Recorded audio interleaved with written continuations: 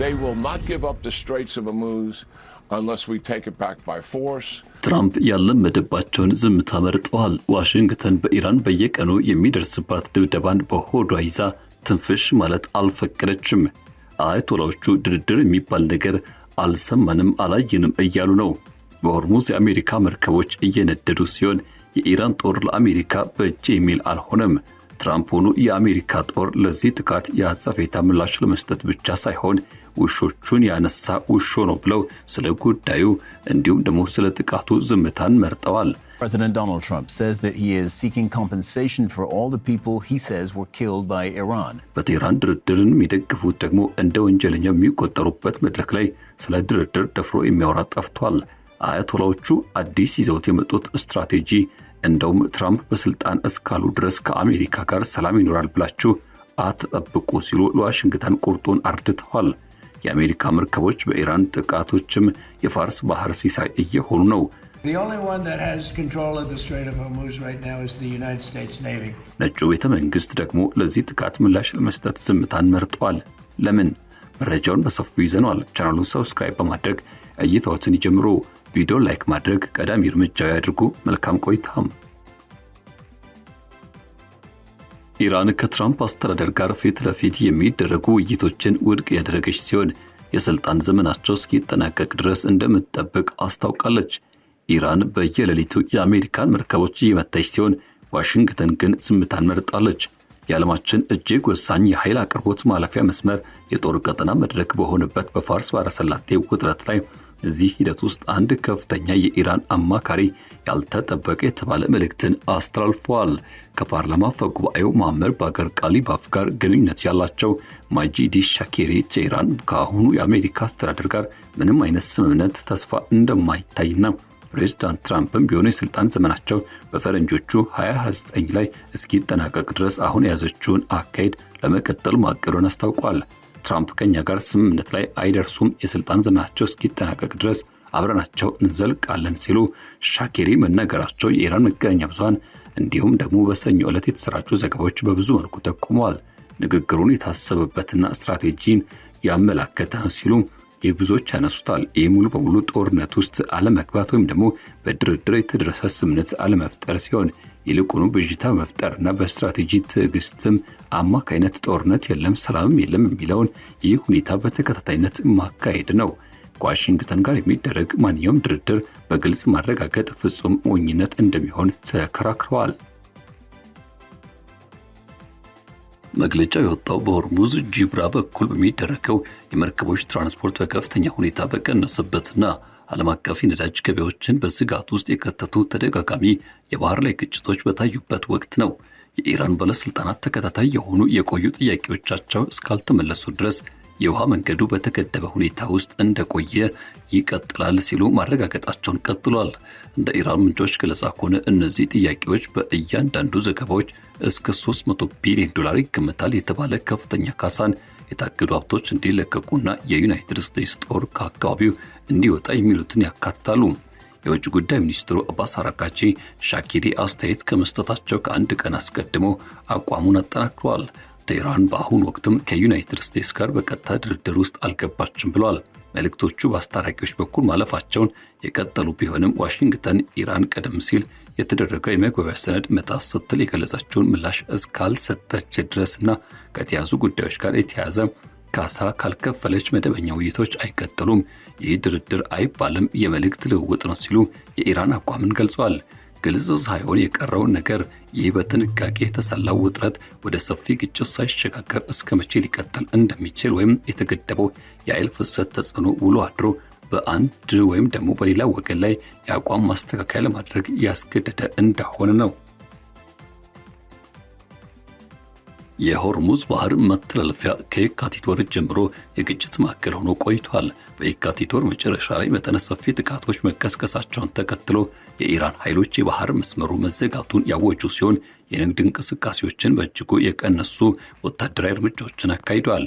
በባህር ውስጥ የተቀበሩ ፈንጂዎች የጥቃት ዛቻዎችና በተመረጡ መተላለፊያ መስመሮች ላይ የተደረጉ ጥብቅ ቁጥጥሮች ዕለታዊ የመርከቦች እንቅስቃሴ ከግጭቱ በፊት ከነበረው በቀን ከ130 በላይ መርከቦች አማካይ መጠን ወደ እጅግ አነስተኛ ቁጥር እንዲወርድ አስገድደውታል። በመቶዎች የሚቆጠሩ መርከቦችና በሺዎች የሚቆጠሩ የባህር ላይ ሰራተኞች ለተወሰነ ጊዜ በፋርስ ባህረ ሰላጤ ውስጥ ታስረው ለመቆየት ተገደዋል። በሰኔ ወር አጋማሽ ላይ የተደረሰው የመግባቢያ ስምምነትም ጊዜያዊ እፎይታን ሰጥቶ ነበር። ሁለቱ ወገኖች ዋና ወታደራዊ ጥቃት እርምጃዎችን በማቆም ደህንነቱ የተረጋገጠና የተጠበቀ መተላለፊያ ለመስጠት የሚያስችሉ ቴክኒካዊ ስምምነቶችን በመፈለጋቸው የባህር ትራንስፖርት እንቅስቃሴው በትንሹ እንዲያገግም በር ከፈተ። ሆኖም ግን ይህ ለጥቂት ቀናት ብቻ ነበር የቆየው። በሰኔ ወር መጨረሻ ላይ በንግድ መርከቦች በኦማን ባህር ክልል አቅራቢያ በሚያልፉ ወይም ደግሞ ኢራን ፍቃድ የሌላቸው ብላ በከለከለቻቸው መስመሮች የሚጓዙ የጭነትና ነዳጅ ጫኝ መርከቦች ላይ የተፈጸሙ ተከታታይ ጥቃቶች የአሜሪካ ማዕከላዊ እዝ ተከታታይ የአጸፋ ጥቃቶች እንዲሰነዝር አድርገውታል። የጥቃቱ ኢላማዎች ባህር ዳርቻ ራዳር ጣቢያዎችን፣ የአየር መከላከያ ስርዓቶችን፣ ሰው አልባ አውሮፕላኖች፣ ድሮን ማከማቻዎችና በደርዘን የሚቆጠሩ አነስተኛ የጦር ጀልባዎችን ያካተቱ ነበሩ። ኢራን ባህሬንና ኩዌትን ጨምሮ በቀጠናው አስተናጋጅ ሀገራትም የዩናይትድ ስቴትስ ጋር ግንኙነት ባላቸው ተቋማት ጥቃቶች መሰንዘር አጸፋ መልስን መስጠቷ የሚታወስ የቅርብ ጊዜ ትውስታ ነው። በነሐሴ ወር መጀመሪያ ላይ በሰርጡ በኩል የሚያልፉ የመርከቦች እንቅስቃሴ እንደገና ወደ እጅግ ዝቅተኛ ደረጃ ወርዶ እንደነበር ይታወሳል። ከተመዘገቡት ውስን እንቅስቃሴዎች መካከል ጉልህ ስፍራ የሚይዘው አካል ኢራን በአንድ ወገን በወሰነችው መስመር የተጓዘ ሲሆን፣ ሌሎች ደግሞ ባልተወሰነ መንገዶች ላይ ታይተዋል። በተለይም ነዳጅ ጫኝ መርከቦች እንቅስቃሴ በአንዳንድ ግምገማዎች መሰረት በየዕለቱ ባለ አንድ አሃዝ ቁጥሮች ላይ ብቻ ተወስኖ ቆይቷል። እንደ ባብ ኤል መንደብ ያሉ ትይዩ የውሃ መንገዶችም በከፍተኛ ሁኔታ የበዛ መርከብ ፍሰትን ማስተናገዳቸውን የቀጠሉ ሲሆን፣ ይህም ዓለም አቀፍ ንግድ መስመር መቀየሩን ያጎላል። የኢራን አብዮታዊ ጦር ቃል አቀባዮች ዋሽንግተን የቴህራንን ሙሉ ቅድመ ሁኔታዎች እስክትቀበል ድረስ አሁን ላይ ያለው አቋም እንደሚቀጥል ገልጸዋል። የኢራን መንግስት ቴሌቪዥን እንደዘገበው አንድ ባለስልጣን የአሁኑ ስትራቴጂያችን ጠላት ሁሉንም ቅድመ ሁኔታዎቻችን እስኪቀበል ድረስ ይህንን ሰርጥ መቆጣጠር ነው ብለዋል። በውሃ መንገዱ ሁኔታና በሰፊው በሆነው የፖለቲካ ጥያቄዎች መካከል ያለው ትስስር ጠባቡን የባህር መተላለፊያ ዋነኛ የፖለቲካ ተጽዕኖ ማሳደሪያ መሳሪያ አድርጎታል። አሜሪካ በበኩሏ በማዕከላዊ እዝ የቅርብ ጊዜ መረጃዎች መሰረት ከፍተኛ ውጥረት በተከሰተባቸው ወቅትም በኢራን ወደቦች ላይ የተጣለውን የባህር ኃይል እገዳ ማስፈጸማቸውን የቀጠሉ ሲሆን፣ ታዛዥ ያልሆኑ መርከቦች አቅጣጫ በመቀየር በማሳፈር ወይም ደግሞ እንዳይሰሩ ማድረግ ረገድ እርምጃ ወስደዋል። ኦፊሴላዊ መግለጫዎች የባህር ላይ ነፃ መንቀሳቀስ መብት መጠበቅና በንግድ መርከቦች ላይ ለሚሰነዘሩ ማንኛቸውም ጥቃቶች ዋጋ ማስከፈል አስፈላጊ መሆኑን በተደጋጋሚ አጽንኦት ሰጥተውበት ገልጸዋል። ፕሬዝዳንት ትራምፕ በጠባቡ ባህር መስመር ውስጥም በሚገኙ መርከቦች ላይ ለሚቃጣ ማንኛውም የኢራን ተኩስም ተጨማሪ የከፉ ውጤቶች እንደሚከተሉ በግልጽ ማስጠንቀቃቸው አልቀረም። በአንድ ወቅት እንደዚህ ያሉ ድርጊቶች በኢራን ውስጥ በሚገኙ መሰረተ ልማቶች ላይ ከሚሰነዘሩ ጥቃቶች ጋር አያይዘውታል። የዲፕሎማሲው መስመር አልፎ አልፎ የሚደረጉ ግንኙነቶችና በተደጋጋሚ በሚከሰቱ አለመግባባቶች የተሞላ ሆኖ ተቀጥሏል። ከዚህ ባሻገር በቅድመ ደረጃ እንደ ኦማንና ፓኪስታን ያሉ ቀጠናዊ አካላትን ጨምሮ አሸማጋዮች የመልእክት ልውውጥን አሳልጠዋል። የኢራን ባለስልጣናት እነዚህ ግንኙነቶች ከመደበኛ ድርድሮች በተደጋጋሚ ለይተው አቅርበዋቸዋል። ወደ ድርድር ጠረጴዛ ለመመለስም የተቀመጡ ቅድመ ሁኔታዎች የሰኔ ወር የመግባቢያ ሰነድ ተጥሷል በተባለው ክስ፣ ከጦርነት ጋር በተገናኘ ለደረሰው ጉዳት በሚሰጥ ካሳና ተጨማሪ ወታደራዊ እርምጃዎች እንዳይወሰዱ በሚሰጡ ዋስትናዎች ላይ ያተኮሩ ነበሩ።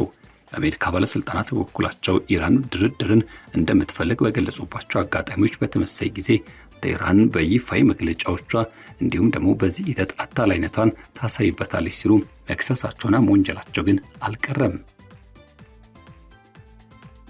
የሻኬሪ ንግግር በኢራን ፖለቲካ ውስጥ ያለውን አንድ ተጽዕኖ ፈጣሪ አስተሳሰባዊ አቅጣጫ ያጠራል። በቁልፍ ድርድር ሚናዎች ላይ ካገለገሉት ከጋሊባፍ ጋር ቁርኝት ያላቸው እኚሁ አማካሪ አሁን ባለው አስተዳደር ስር የተሻለ አማራጭ ወደ ግልጽ ጦርነት ወይም ወደ ስትራቴጂካዊ እጅ መስጠት የሚያስከትሉ ውሎችን መቀበል እንዳለ ሆነ ተከራክረዋል። የጦርነት የለም ወይም ደግሞ ሰላም የሌለበት ማዕቀፍ ለጽናትና በሰርጡ በኩል በሚደረጉ የትራንዚት እንቅስቃሴዎች ላይ ቁጥጥርን ማድረግን የመሰሉ ተጽዕኖ ነጥቦችን ጠብቆ ማቆየት የሚያስችል ቅድመ ሁኔታን ይሰጣል። የኢራን የሀገር ውስጥ ክርክር አብዛኛውን ጊዜ ጦርነትና ሰላምን በሉዓላዊነት አንጻር የሚቀርጽ ሲሆን፣ የሻኬሪ ቀመር ግን ውይይቱ ወደ ረዥም ጊዜ መንግስት አስተዳደር ጥበብ ደረጃ ለማሳደግ የታለመ ነው። ይህ እይታ ሙሉ በሙሉ የተጠናከረ መንግስት አቋምን የሚያንጸባርቅ ስለመሆኑ አሁን ላይ የተለያዩ ትርጉም የሚሰጡ ጉዳዮች ይታያሉ። የውጭ ጉዳይ ሚኒስትር መግለጫዎች የተወሰኑ ቅድመ ሁኔታዎች ከተሟሉ በኋላ ውይይቶች እንደገና መጀመራቸው እድል እንዳለው ይህም ክፍት ማድረጋቸውን ቀጥለዋል። መልእክቶቹ አሁንም በሶስተኛ ወገኖች በኩል ይተላለፋሉ። በተመሳሳይ ጊዜ ደግሞ የሻኪሪ አስተያየት በኢራን መገናኛ ብዙሃን ዘንድ ጎልተው መቅረባቸውና ይፋዊ ጥያቄዎች ወጥነት፣ ፈጣንና እምርታ ያገኛሉ የሚለው ላይ ጥብቅ አቋም ባላቸው ወገኖች ዘንድ ያለው ጥርጣሬ ከፍተኛ ሚዛን የሚደፋ መሆኑን ያመለክታል። በሁለቱ ወገኖች በኩል ያለው ወታደራዊ አስተላለፍ ስጋትና የመቆጣጠር ስሌትን መሰረት ያደረገ ተመሳሳይ አካሄድን ያንጸባርቃል። የአሜሪካ ባህርና አየር ኃይል ስምሪቶች የመርከቦችን ባህር ላይ ጉዞ ደህንነት የማረጋገጥን አስፈላጊ ሆኖ ሲገኝም በኢራን ንግድ ላይ የተጣሉ ገደቦችን ለማስፈጸም በስፋት እየተሰማሩ ይገኛሉ። የኢራን ኃይሎች በበኩላቸው በአንጻራዊ ሁኔታ በዝቅተኛ ወጪ በንግድ መርከቦች እንቅስቃሴ ላይ ስጋት ሊደቅኑ የሚችሉ የባህር ዳርቻ ሚሳኤል መተኮሻዎችን፣ የፈጣን ጀልባ መንጋዎችን፣ የድሮን ስርዓቶችና የባህር ላይ ፈንጂዎችን የመቅበር አቅሞችን ስራ ላይ መዋላቸውን ቀጥሏል። እያንዳንዱ ወገን ሙሉ በሙሉ የሆነ ምላሽን የሚያስከትሉ እርምጃዎችን ከመውሰድ በመቆጠብ ለሌላው ጉዳት የማድረስ አቅም እንዳለው አስመስክረዋል። የክልሉ ሀገራት በተቻላቸው መጠን ራሳቸውን ከስጋት ለመጠበቅ ጥረት አድርገዋል።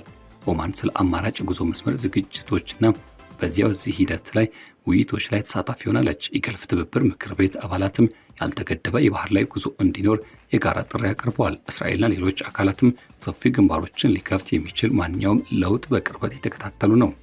የኢራን ባለስልጣናት የሆርሙዝ ባህር ሰርጥ እንደገና መከፈት በቅድመ ሁኔታዎች ተቀባይነት ማግኘት ላይ የተመሰረተ መሆኑን ግልጽ አድርገዋል።